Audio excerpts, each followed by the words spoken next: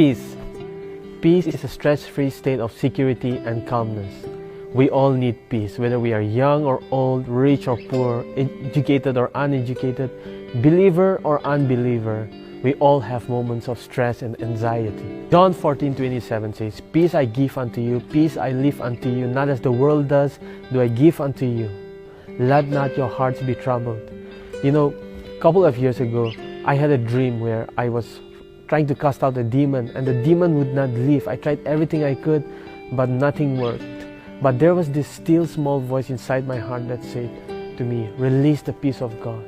And I knew that was the voice of God. And when I did that, immediately the demon stopped moving. The demon was paralyzed, powerless. I woke up from the dream and I realized how powerful the peace of God is. There are moments in my life where I face stress or anxiety, or whenever there's problems in my life,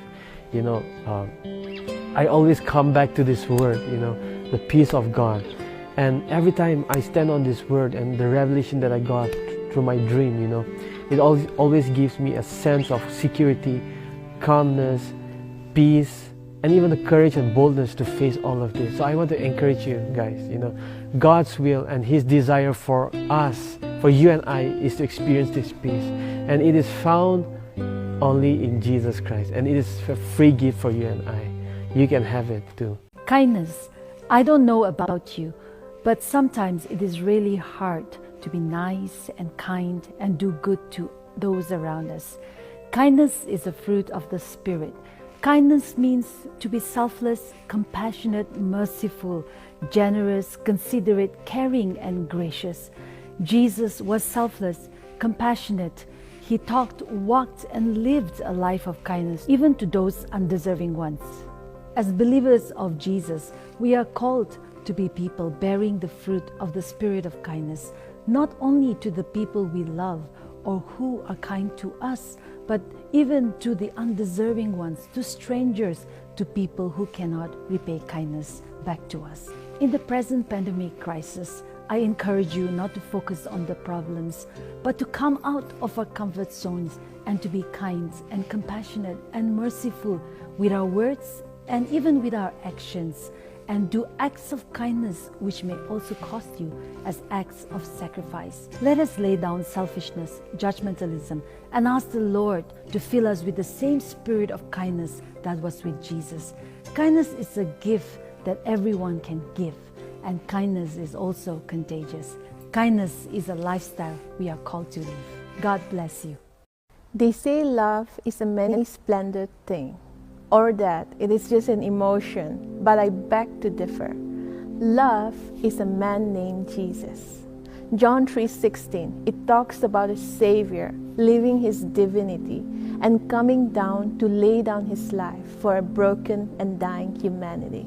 The love here is the word agape, which is also mentioned in Galatians 5. Love here is described as the word agape, which is brotherly love, affection, goodwill, benevolence. It is the highest form of love that is selfless and sacrificial, steadfast, unchanging, and unconditional. John 15:13 says, "Greater love has no man than this, to lay down one's life for one's friends."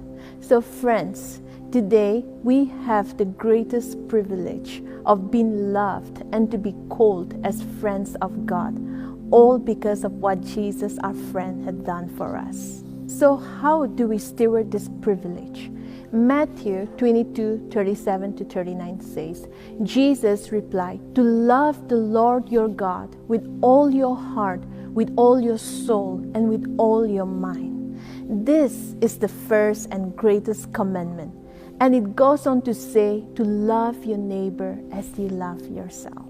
Loving God with all that you have, with all that you got, with all that you are. Putting Him priority in your life. And next is to love your neighbor just as you love yourself.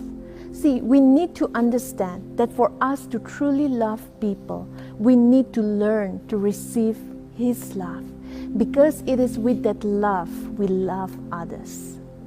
So today I want to encourage you from John 13:34-35. It says, "So I give you now a new commandment: love each other just as much as I have loved you. For when you demonstrate the same love I have for you by loving one another, everyone will know that you are my true followers. Joy, a feeling of great pleasure and happiness, is one of the fruit of the Holy Spirit. It is scientifically proven that when we love and when we have joy in our heart, it boosts our immune system. No wonder the Bible says, "The joy of the Lord is our strength." The joy, not as the world gives, but the joy that comes from the Lord. The joy that comes from knowing and understanding that God loves us, God is with us, and God is for us. Everything is gonna be all right. Some years back, while I was driving down to Dimapur, because of the situation that I was going through, I was under a lot of stress, lot of pressure. And while I was driving down, suddenly a car passed me by. And behind the car, there was something written that caught my attention. And you know what was written? Size does matter. And when I saw that, I started bursting out in laughter, because I know that my God is bigger than my situation, my God is bigger than my circumstances, and everything will be all right.